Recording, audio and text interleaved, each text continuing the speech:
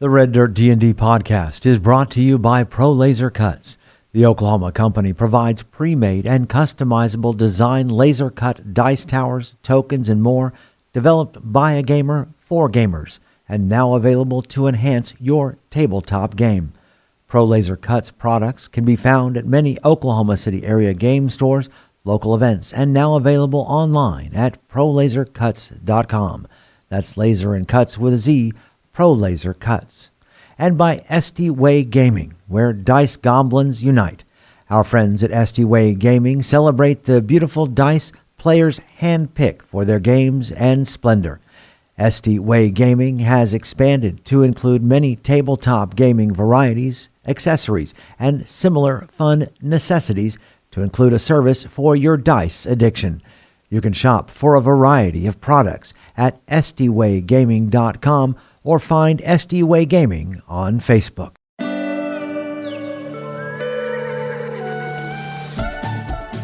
Welcome to Red Dirt D&D. I'm Michael Cross, and I play Blackjack, a jackalope folk warlock. I'm Connor Shenold. I play Jaska, a coyote ranger.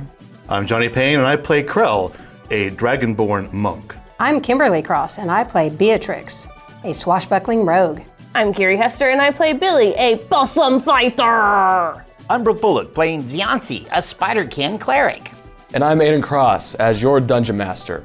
Join us now for Tales from the Wilds.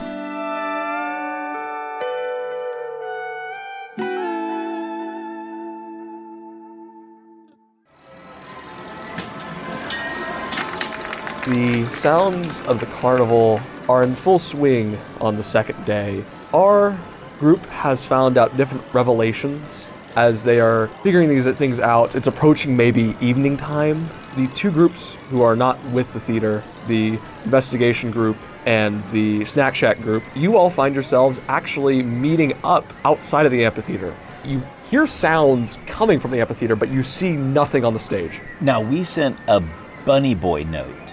To Miss Vera. Oh, to Vera, that's who we sent it to. Thank you, okay. You hear sounds like talking, and it's very loud talking coming from the amphitheater, but once again, you see nobody on the stage. Oh, interesting. It's just some magic shenanigans, I'm sure. I thought they'd be here by now. No, they're already here. And you hear Blackjack say, Yeah, where are you going? And why don't you, forsooth, Helena. Wait, I can hear him. Is he on the stage? Blackjack! What? Oh, Are we interrupting?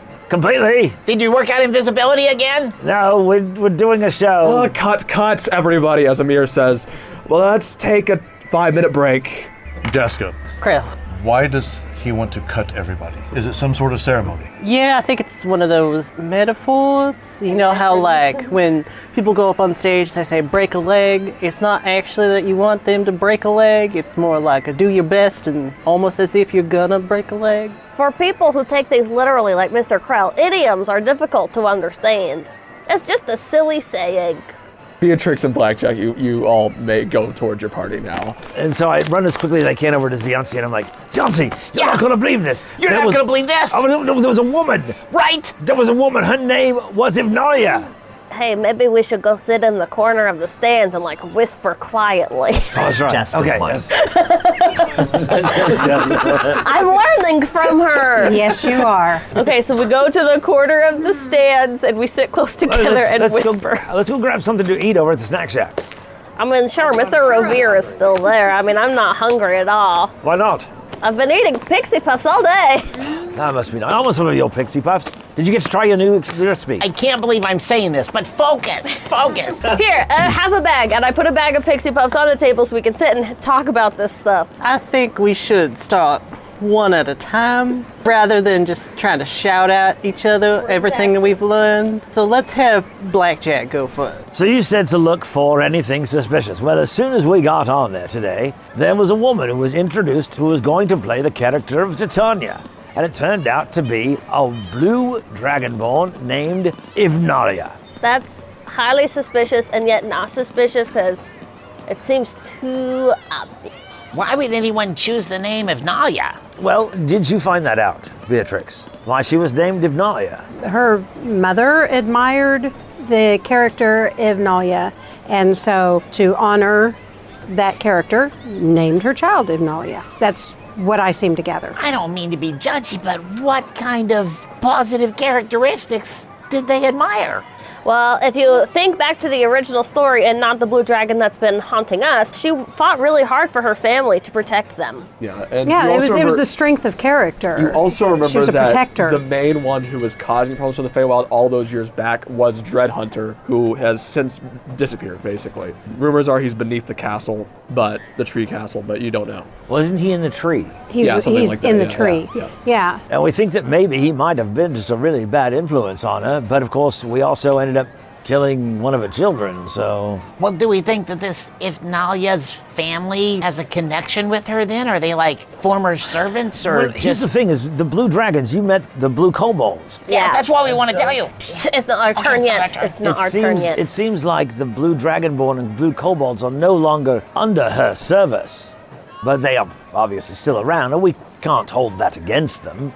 That they happen to be blue dragon kin, we can't hold it against them if their ancestors were once followers of what might have been a bad dragon. Anything else?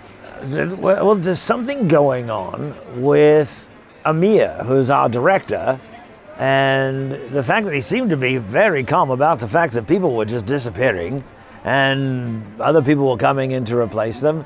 We came in to replace 2 people that had left. Ifnalia came in to replace the actress who was playing Titania, who had apparently broken a wing. Yeah, I mean, there's be calm because, quote, the show must go on, but he didn't seem as concerned about it as I think maybe. You think he's just given up hope? He doesn't care? No. No, It's just like it's almost like he maybe knows a little. And that's pretty much all we found out. But he knows Lord Oberon's coming to the play, he does right? know, yes, we do know that he did speak with Lord Oberon, but he didn't seem to be all that stressed that Lord Oberon was going to be there. Ziansi leans over to Billy. Because it could be fake Oberon. What do you mean it could be fake Oberon? We're gonna get to that in a minute. Yeah, it's really important. What if Amir is also being mind controlled? Oh, that makes That's total why he's sense. that's why he's not concerned. Ziansi and I have a theory that Oberon is actually faux Oberon. He's fake Oberon. And the real Oberon is being mind controlled by Ignalia. and kept in the dungeon. Along with all of the missing nobles. Or Lord Oberon is the showrunner disguised. No, faux Oberon is the showrunner. Yeah. The real Oberon is being mind controlled in his dungeon. Well, we've certainly seen it when the showrunner has certainly pretended to be someone else quite convincing. We also have news about the showrunner. His name is Zarby. He's actually a blue kobold with albinism. It means he's all white. It's like the showrunner and Taz, the blue kobold, and his little brother Corby, who is, by the way, very cute. They have an older brother. He's albino, and he's into all kinds of like sorcery magic. Ziansi, I think you missed the point here, bud. Their older brother, Zarby, is the showrunner. That's right. Okay, you seemed like you thought they were 2 different people. No. Okay, so we talked to you about Corby yesterday. Corby and Taz, they're very cute. They're down on their luck. Remember, I gave them lots of prizes. Today, I gave them lots of food. So their older brother, Zarby, is the showrunner. But we don't want to tell them that their older brother is evil. Because we're going to have to kill him. And so they think he's just like gone forever, and we're just gonna let them keep thinking that for now. Ziansi and I gave them our game and ride passes so they could have fun at the carnival because they're sad. Then they left, and I did a cool thing, and I need you guys to help me, back me up on this one. I wrote a letter to Miss Lady Vera inviting her to your show, and I'm gonna introduce her to Tass and Corby, because they're kobolds who need a mom, and she's a kobold who needs some sons. So then they can be at least friends. I love that idea. I felt real smart when it happened, I'm not gonna lie. Billy, Ziansi, are y'all done with? I think so. No, wait a minute. Did you see anyone from camp? Oh yeah, then Mr. Elion also came by. Elion, he was one of my favorites. Yeah, and he let us know that he overheard his parents talking, and they get invited to all of the Oberon party because they're like hoity-toity and such. And they get invited to the parties, and they've noted that Oberon is weird, which we already knew, but he's even weird for Oberon. So I guess maybe he's more normal, and that's the weird thing? Unclear. But what is clear is that the noble people have definitely started going missing, which is concerning because we don't want Elion's parents to get swooped. When they're telling me about Oberon, and I remember back on the dream, can I recall anything that I would have thought that maybe he would not have seemed like himself, that he was maybe a Phoberon at that time? Give me an insight or history check. Can I do guidance on that one? Okay. So It's really funny because you're technically getting your guidance from Oberon itself, so true, he's that's helping right. you trying to find out. But he's in the basement. He wants you to find him. and this is a 22. So I'll say this. If it is a Phoberon you saw in your dream, then it's someone who knows him fairly well. Obviously, whenever he saw you, he started acting out of character. Whenever he saw you in the dream, but he was partying like Oberon normally does. Whoever has been studying him knows him. But then he did seem to fall out of character once Once he he saw you. Okay. I remember when I was dreaming in the Glimmerwood. I remember telling you all about being at a party, and whenever Oberon noticed me, it seemed like he changed character and was a little bit upset about the fact that I was there, that I could see him. Right. Also, he seemed to be very much like Oberon up until that point. But remember, a lot of people said that the showrunner seemed very much like Whitaker before he changed. So Also, this seems kind of important for you to know. Puck has also gone missing. Of the people gone missing, Puck has gone missing. Who would be very close to Oberon and who would know him very well. I'm just saying. that's true. And Puck is known to be quite mischievous. Do you have a list of some of the ones who are disappearing? We only know Puck. Puck and some nobles. Billy and Zianti with advantage, give me a history check. Alrighty. Oh, I only got 5. 18. I will say, you do know, of course, Grandmother Spider being a trickster goddess, did get along with Oberon pretty well, and now she has disappeared. Oh yeah, also Grandmother Spider has disappeared. Yeah, it's just very hard to reach. Like, I can do it, but it's like she's way far away. Yes. So it sounds like the people that are disappearing are the ones who would definitely know that that was a fake Oberon. So I am here with Billy's theory that this is Phoberon that we've got to watch out for. But you know that Titania's still there, so... Tanya could be fake as well. That's all we got. Your turn. But it was good that Elion stopped back by. Oh, I told him to tell Kinsley about Mr. Dredge, and it was actually a very heartfelt, wonderful little speech that I made. And I gave him a little drawing to give to her. You guys were going to a warehouse, is that right? Yeah, Blackjack, we found out someone's looking for you. Someone's looking. Well, that happens a lot that people are looking for me. Who's looking for me? She'll hand over the notes. I'll take a moment to read it. We assume one of your many siblings. Oh my gosh, they think you've been kidnapped.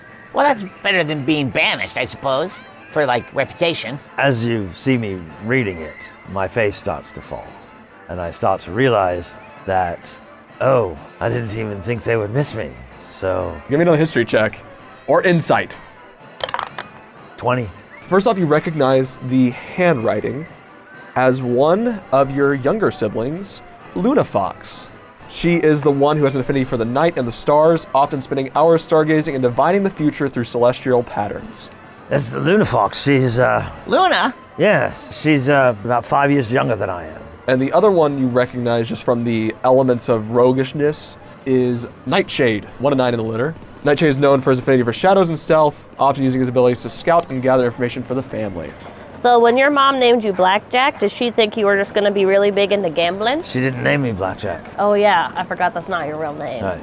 But it seems like your I mom chose is the name naming Blackjack. people, and then they become the thing that she named. I think the siblings choose their name after a while. I think all of them chose their name. I think some of them chose and some of them didn't. Yeah. Because like Bramblethorn and Thornblossom were more closer to what my name was. So I think some of like Luna Fox was probably Thistlethorn. Thistlethorn. Anyway, so you found these notes. Did you find anything else? We found some of the tracks, but it seemed like they'd been gone from the warehouse for a bit. Maybe about 12 hours or so. Does it seem like potentially they had plans to come back to this warehouse? Maybe like they fully abandoned it? Yeah. Okay.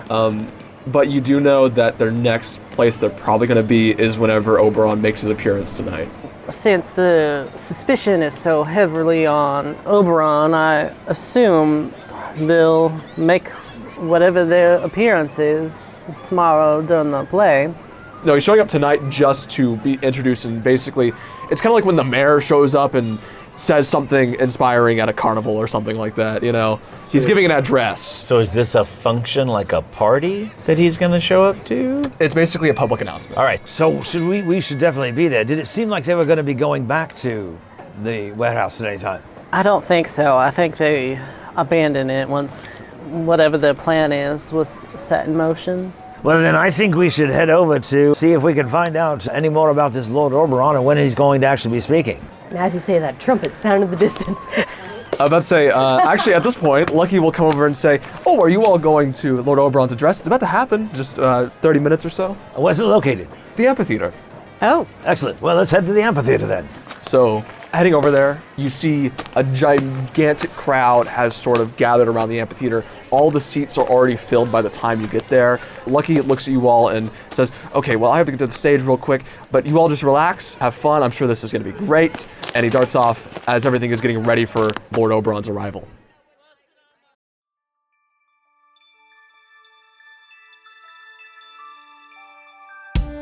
Greetings and salutations, my friends. I'm Michael Cross, and welcome to the Mid-Show Break. We're so excited to have you as a fan of Red Dirt D&D. While I've got your attention, why not make sure to rate us and leave a review wherever you're getting our podcasts. This allows other people searching for an actual play show to find us. Also, maybe consider becoming a Patreon member. You get our episodes 4 days early, access to our Discord server, bonus content, and full versions of our roundtable discussions. You'll also be joining other fans like Tim A., Tina McBride, James Carpenter, and Justin Britt. Sign up at patreon.com/reddirtdnd. Another way to support us is by getting your very own Red Dirt merchandise. You can find things like hats, hoodies, mugs, and t-shirts. Just click on the merch tab at reddirtdnd.com or reddirtrpg.com. The money we raise helps us pay for things like music and sound effects you hear on the show, as well as money to go to events and make new fans. If you are a game master or a player and want to improve your tabletop role-playing experience, you need to listen to Level Up Your Gaming podcast. When you get done with this episode, you should check them out. Hey, Game Masters. Are you sick of cliche stories that leave your players falling asleep? Do you suffer from low engagement at your gaming table? Do you struggle with creating interesting plots and engaging NPCs? Do your players laugh at your tiny dice rolls? Well, we can't help you with that one. But we can help you level up your gaming. I'm Aaron. And I'm Josh. We discuss the topics that matter the most when you're being a GM. Be that better map design, telling gripping mysteries, or just not killing off your players in an adversarial way. I mean, yeah. Join us at Level Up Your Gaming, a tabletop RPG podcast, every Thursday on Apple Podcasts, Spotify, or anywhere you get your podcasts. We are so excited to announce a new show to our growing list of titles on Red Dirt RPG. Wayfinder Legends is our newest podcast using the Pathfinder system and still including music and sound effects like a classic radio show.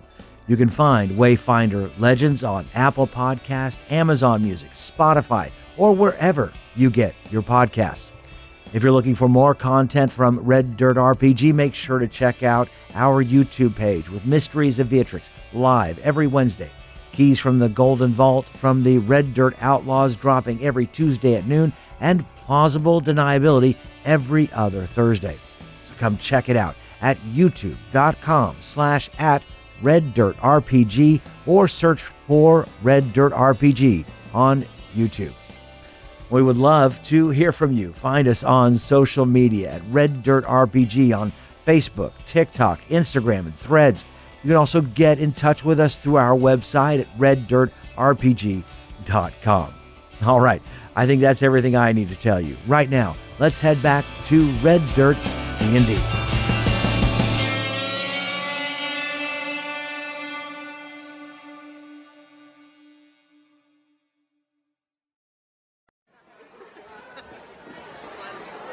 You all gather at the amphitheater, waiting for Oberon's arrival. Blackjack, so since your siblings will probably I assume they're wanting a more dramatic entrance. You got anything that you could just be like, blackjack here and a sign pointing down to you so they don't go forth with whatever their plan is? Or you think they're gonna, like, try to get even, quote unquote? Or maybe try to get Oberon to tell them where Or Blackjack kidnapping. is. Maybe they're the ones kidnapping all the nobles. A Briar Whisper would do that. Stormclaw would definitely do that. I don't know, would Luna? Oh, yeah, Nightshade might. Is Amir around? He's in the crowd. Excellent. I'm going to go grab Amir. Yes. What can I do for you? Amir, listen, before Lord Oberon gets up there, maybe we should get up on the stage. Let me go up there and announce that the play is going to be going on tomorrow night and let people know that they need to show up for the play. We don't want them to miss out on that, right? Give me a persuasion check at advantage. Excellent. Can I give myself guidance? Yes. Yeah, I only rolled a 14 on that, so 28. Amir looks at you, and you see his blue eyes go wide and almost sparkle for a second as you see him say, "That sounds excellent." I don't think he's going to approve it just yet, but it's okay. Yeah, I find out it's much easier to ask forgiveness than permission. Exactly. So I'm going to run up on that stage. But we want as many people watching the play as much as possible because, the more traction we get, the more famous I get, and it's going to be great. Before Blackjack ran off to go talk to Amir, I tapped Ziansi on the shoulder. Hey, Ziansi, see this crowd? It would be a shame if we lost any of our friends. We couldn't talk to them. This might be a really good time for somebody to, do the thing that they could do. I don't think that's you. I think that's Blackjack, but you should talk to Blackjack before he runs off. So how much time do you need? Well, if I have 10 minutes to cast, because I can only cast it ritually. I don't. Oh. So if I can, if we can all gather around, if I can just do this. Yeah. So that's all right. Okay, so we're standing right in front of it, and we're gonna kind of keep an eye. Everyone keep an eye on it. Just stay within a close range of us. All right. So gather everyone around, and I pull out my Book of Shadows, and I start ritually casting telepathic bond, so that we are all connected now telepathically. And then I say, stay here. I'm going to go up on stage and make this announcement. All right. Keep an eye out for everything going on. Gotcha. Beatrix, why don't you come up with me? Beatrix is absolutely stepped right ahead of you because she knows better than to let you go up there by yourself. Thank you. All right, so we go up. So Beatrix and I go up, and I say, attention, everybody. Could I have your attention? Lord Oberon is going to be coming out here in just a moment, so if I could just have your attention for just one moment. The crowd is talking to each other. Maybe persuasion check. Okay, so while he does that, can Beatrix just do one of her little pirate whistles? Get me a persuasion check at advantage. Awesome. 30. Combination of the voice and the whistle gets the crowd's attention as all of them are drawn to you. I am so glad you are all here, especially we're excited about Lord Oberon coming out and blessing this carnival. I hope are you all having a great time? Yeah! While Blackjack is doing this, can I look around the crowd and see if any Harengon that seems to be kind of shocked or surprised that they're seeing? Mr. Krell, this might seem a little unconventional, but I usually do this with Lady Beatrix, but she's on the stage. Can I stand on your shoulder? Okay. So he's gonna scamper up to get a high vantage point to kind of be doing the same thing, eagle-eyeing it. I'm looking for any Harengon at all. Give me perception checks. And that's what Beatrix is doing. Everyone except for Blackjack can give me a perception check because he's distracted. Got a 17. I got a 16. 17. 18, but Ziansi was looking for displeased people in the crowd, not Haringons. Nobody displeased, and you do not spot any Haringons in the crowd. So I'd just like to say that we're very excited to have all of you here, and tomorrow we're going to be producing, for the first time ever, a show called Midsummer Night's Dream, and it actually features a character of Lord Oberon in the actual show, so you do not want to miss it. Tomorrow night, we are going to be doing it right here on this amphitheater. You're all going to be here, right? Yeah. Billy says in his brain to Blackjack, make sure to say your name in case they don't get a good look at you. And the great thing is, not only are we going to have a person playing Lord Oberon, but I'm going to be in it. I'm Blackjack, and I am so glad you all are here, and this is my friend Beatrix. Beatrix is going to be playing the character of Hermia, so you can look for Blackjack on this stage tomorrow night. Maybe persuasion check at disadvantage. as you are self-promoting. Because now you're self-promoting. Yeah, disadvantage. 29. So don't forget to come because this is actually written and directed by my dear friend Amir. Wave, Amir. He waves. So, as the entire crowd is so focused on Blackjack, I would like to quickly shift into my more bestial form, which gives me advantage on perception checks. But I would like to now be scanning either high up places or like darker shadow. Okay, yeah. I got a 19, and I'm looking for like hooded folks who maybe are not super paying attention. With your permission, Ziansi will give himself guidance. Yep, I'll allow it. 22. What'd you get? 21. 21? 25. I will say, Beatrix, you are the first one to spot this as you see a hooded Harengon almost sneaking up behind your friends, trying to get closer to them. You immediately smell Rabbit right next to you, and you see the hooded figure getting closer to you. Okay, so behind you. alert, everybody turn around. Watch your 6. What happened to Jaska? Oh, she all goes roar and then like roar. Ziansi, maybe a dexterity saving throw. Ah! As he's sitting there not paying attention. My dex save is a modified 16. So you almost feel a figure try to grab you, but you manage to dodge out of the way as the Harengon figure with the horns is now in front of you. Do I by chance recognize this Harengon? You do. It is Nightshade. Oh, very good. I say, Whoa, hey, Nightshade, don't freak out. It's me, Ziansi. Maybe a persuasion check. 15. Did Oberon set you up to this? No, we saw your conspiracy board. It's just a big misunderstanding. Blackjack's fine. I'm fine too. He starts reaching for his weapon. Okay, but Beatrix sees all this going on. Blackjack, check it out. Oh my gosh! And I misty step in between. Nightshade, stop what you're doing. I need you to give me an acrobatics check. 16. As you basically teleport in front of him, you see him pull out his dagger instinctually and almost stab it through you, but barely misses you, and says, Blackjack? Nightshade, how are you, little brother? I'm here. Ziansi's head peeks out from beside Blackjack's shoulder. I told you it's fine. I know there's a lot to talk about. I didn't realize that you would be missing me. We've just not been on this plane for the past year. A persuasion check. 21. You see him put away his dagger, and you're really you. I'm really me. You're not some sort of tricked by Oberon or his... Beatrix, make a final announcement. It's going to be great. Make sure you're here tomorrow night. Thank you for your time. I hope you were all able to enjoy this little bit of excitement that we provided for you today. I'm guessing Oberon's going to come out on stage soon. As soon as all of that happens, Lucky stands out on stage kind of shooing Beatrix off, actually. She goes off not willingly. Lots of fanfare. And I actually want to say to Nightshade, I go, look, we're going to talk about this. But for right now, are you planning to do anything when Lord Oberon comes out onto the stage? You see his eyes kind of go wide for just a second. Luna Fox. Bring her back here. So he'll quickly run to the crowd and you kind of lose him a little bit. And then you just told all of us that that's about to happen? Well, yeah, and I can say, basically I can say that in my head. Right. So Lucky stands on stage and says, hello everyone. I hope you all have been having a wonderful time at the Carnival of Luck and Fortune. Tonight we have a very special guest who I will now introduce as the one and only Lord Oberon. As all of a sudden, a mix of leaves and pixie dust fills the air around the stage, and appearing is a tall, handsome figure with long hair and antlers that jut from his head. His wings glow with a vibrance, and his eyes glow a bright blue. Cheers and applause can be heard throughout the entire carnival as Oberon begins. Thank you all, thank you really. You should be giving yourselves all applause. You are the reason this carnival has been as good as it has been. His eyes begin scanning the crowd, getting a look at everyone. As much as me and the nobles have been partying, I'm finally glad that Lucky has been able to give you all the party you all so desperately needed. You all are... He pauses mid-sentence as he appears to be staring right at you, Blackjack, as if looking straight into your soul. And it kind of makes you a bit self-conscious as he's just staring straight at you and he's stopped talking.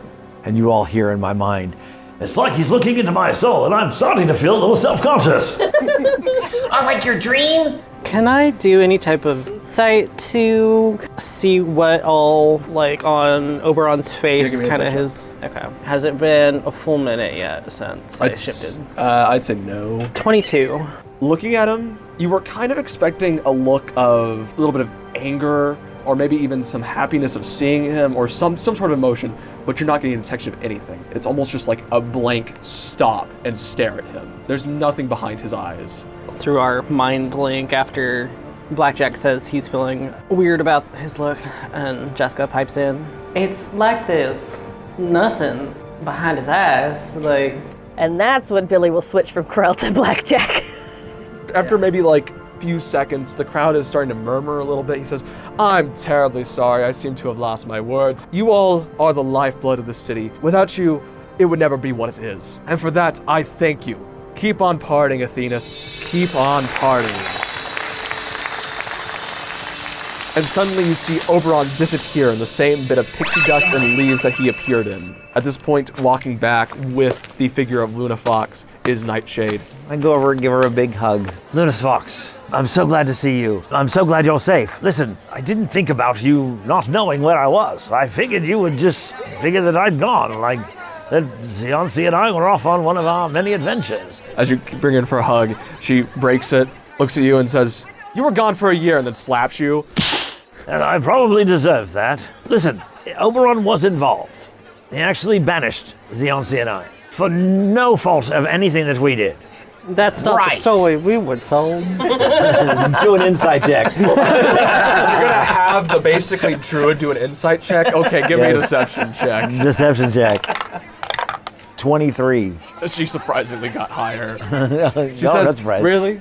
It wasn't your fault? I could never lie to you, Luna Fox. It's, yes, you know us. We pulled some shenanigans, and they didn't like it at all. And It was hilarious. it was fantastic. The At the best time, part was whenever we took the I probably shouldn't say that out loud right don't now. talk I mean, about my favorite part of the story is the vat of chocolate syrup, but we won't get into it. She says, well, I'm glad at least you're all right. You see, about a year ago, whenever you went missing, all of our siblings, everyone was looking for you. All of them?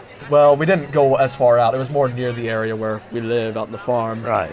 But me and Nightshade eventually were the only ones who ended up keeping up with the search and actually headed to Athena's, figured out all this stuff. Something is not right with Oberon. Okay, first off, thank you for caring. I should have thought about you, and I should have tried to send a message, but we were in... You're our big brother. Of course we care about you. We look up to you. And I love you very much, and I'm so glad that you're here. Is Mom okay? She's been better. You may get a stern talking to when you head back home. Oh, but she's not, like, ill or anything? No, like no, that. no, All no, right, no. good. And Father is also not very pleased, and I'm sure he won't be pleased, so try to not tell him the version of the story you just told me. Oh, no, I'll just say that we were off on an adventure, and we went to the Primaterial Plane. It's very weird there. Hey, So, these are my friends. This is Billy the Possum. hello. Hi. And this is Beatrix, and then we've got Jaska. Jaska's bestial form kind of shrinks back down into her regular form. That was interesting. Hello. Billy, Beatrix, and Jaska, we met on the Primaterial Plane. And then just yesterday, we met Krell. Indeed. Krell is from the planet of Kryn. A completely different place. Yeah, Well, sounds like you've been very busy. it's been I'm quite sure the crazy. prime material was interesting. Boring. Luna. Ziansi says as he puts a hand on Luna's shoulder. Immediately we could tell that you were like suspicious of Lord Oberon. We are too. What do you know about things being weird? Whenever you first went missing, I tried to use divination to figure out what happened to you. And the signs were originally just of Lord Oberon. Nothing insidious about it, but I thought maybe you did get banished. But I kept on every once in a while checking up on you, trying to make sure you're all right. And I thought maybe you just went to employee for Oberon or something like that. But maybe about 6 months ago, whenever I divined, the image of Oberon popped up once again, but this time with storm clouds brewing over him. I just thought if you are involved with Oberon, I didn't realize, I knew you were missing, but maybe you were working with him, but I was afraid you had gotten caught up in some sort of problems with him, and I wanted you to get you out of it. I thank you for caring, but I can say right now that we found this mystery in the town of Bleakburn. But since then, it seems like Oberon's been a little weird. We think maybe he might not be the real Oberon. A Phoberon, if you will. Right. All I know about is this storm cloud brewing over him, and every time I've divined it, it's gotten bigger and bigger. Was there lightning in it? There was. I was right. In solving our mystery at Bleakburn, we found out it was a person called the Showrunner. Would you be able to do any kind of divination on a person called the Showrunner? I would need their real name. We know We know that. their real name. So, Zarbi is the real name of the Showrunner. I might be able to do something then. Would it help if we had the siblings of Zarbi? That's an oddly specific question, but perhaps. So I would say that let us put some stuff together, because I think we need to figure out, we think the showrunner might be pretending to be Oberon, in which case we've got to stop that. I'd hate to get those kids involved. I know, I don't want them to know that their brother is a bad guy. We could also try just by itself. Yeah, what if it worked? If we want to do it right before the play tomorrow, that'd be good. I know you and, I believe, are you in the play? It seemed like you were up there talking about my that. my friend Beatrix is also in the play. Yeah, unfortunately, I don't think you all are going to be able to attend the divination, but you four could if you needed to.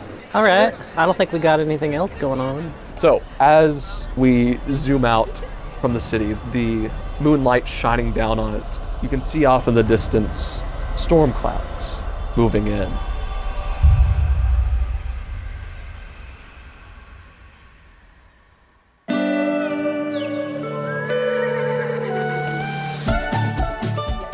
Red Dirt D&D Tales from the Wilds is Aidan Cross as our Dungeon Master, Kiri Hester as Billy, Connor Shenold as Jaska, Johnny Payne as Krell, Kim Cross as Beatrix, Brooke Bullock as Ziansi, and I'm Michael Cross as Blackjack. Our theme music was created by the cinemagician P.J. Castillo. Our incidental music comes from Jeffrey McBride. Our sound effects and additional music courtesy of Monument Studios, Avani Sound, and TabletopAudio.com. Dice for the Red Dirt D&D cast provided by SD Way Gaming. You can find us at reddirtdnd.com. If you're enjoying Red Dirt D&D, make sure to subscribe, rate us, and leave a comment. Also, tell your friends about Red Dirt D&D. You can also support the show at patreon.com/reddirtdnd at whatever giving level works best for you. Join us next time as we travel farther into the wilds.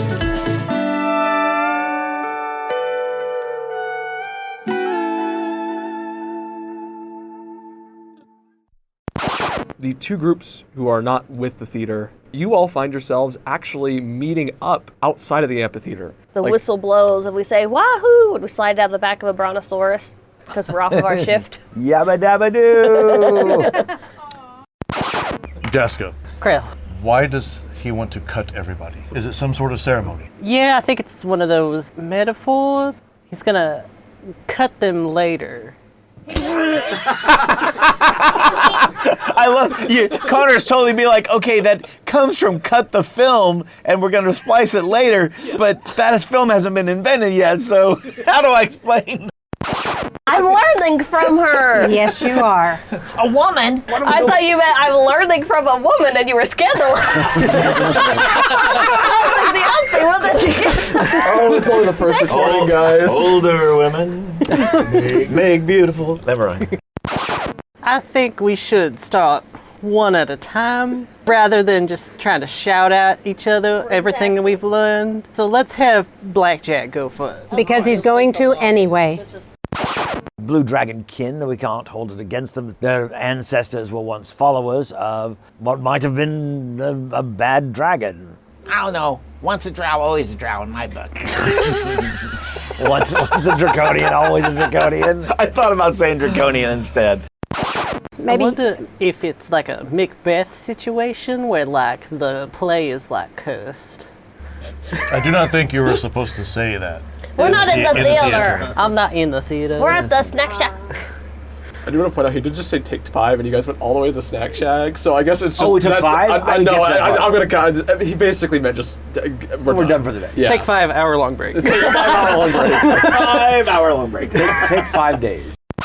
So we gave them food, and while I was giving corn dogs, curly fries, and something else that started with a C, I gave him, Coke. while I was giving him lots of food. We have Pepsi products here. No Coke, Pepsi. No Coke, Pepsi. Hamburger. Make it a Mountain Dew then. I'm so sorry. Okay. You are not. You're good. Why am I the serious one here?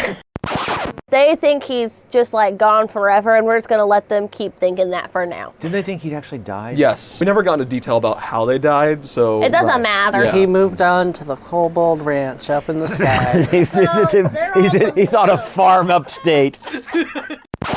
Mr. Elion also came by, and he says, "Sup?"